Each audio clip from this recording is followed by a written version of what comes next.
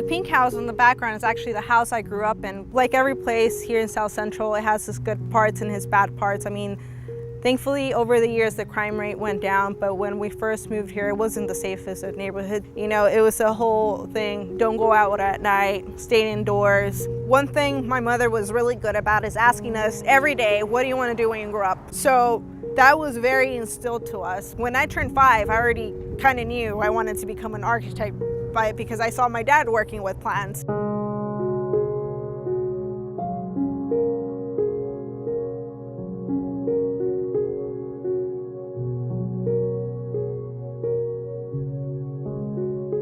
I've definitely had a lot of favorite teachers in the past, but one of the most memorable is Mr. Romeo Vera. He was actually not even an academic teacher. He was my band instructor when I was in the marching band in high school. One of the most important things he taught me is definitely leadership skills. When I was a senior in high school, they gave me the position of being the drum major, which is the lead for the marching band. And for the first time, I don't know how many years, they actually let me direct and take over the band completely. So they weren't the directors while we were performing, I was.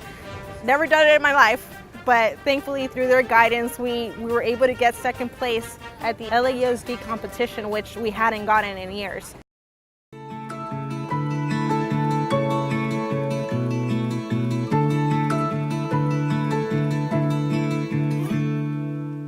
One of the things, the life skills that Romeo Vera taught me, and I still think about it every day when I need to make an appointment, he told me, if you're on time, you're late. If you're 15 minutes early, you're on time. That's something I stress a lot on my job site, is discipline. I expect everyone to follow the rules. I expect everyone to treat each other fairly, like he taught us in our marching band.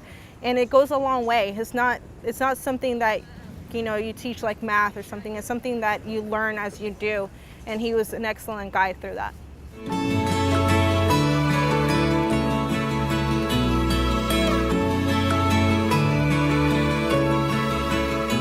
We're standing on the parking garage at 8th and Francisco, which was one of my first projects. I don't know if it's ego or pride, but every time I pass by this building, I just have to show it off. I always point it out and say, hey, I built that. This is all me with my team. So the construction industry is very male dominated, but I think the biggest factor is showing them that I know what I'm doing, that even though I'm doing it a different way, it's still effective. On this project, I clearly remember I had a safety manager, older gentleman, big beard, white hair. There was another gentleman that walks in the trailer and looks at him directly and tells him, hey, I'm here for this and this and this. Are you the superintendent on the job?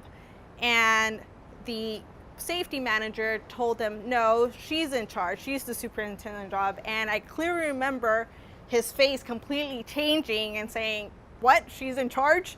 And thankfully he was very amicable and nothing happened, but some of those reactions I keep getting even now.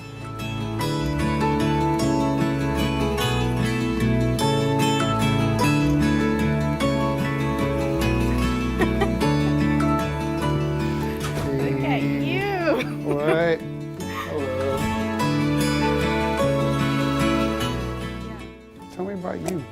How did you get to where you are? I hear some great things. Oh, well, after going to USC, I actually I joined a general contractor. So now I'm a superintendent for them. So I help run the field divisions for them, make sure that things are constructed well and, you know, they get built right. So yeah, I love what I do. Definitely senior year is one of the most memorable years I had with you guys when you guys let me be the official drum major, where I think it was the first year you guys let anybody conduct, right? You know what?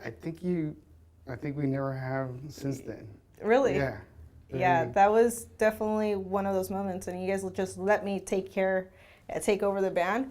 Believe me, I use that now. I work with a whole bunch of guys and just breaking everything down and talking to them. Yeah. Exactly what I did then. That's exactly what I do now.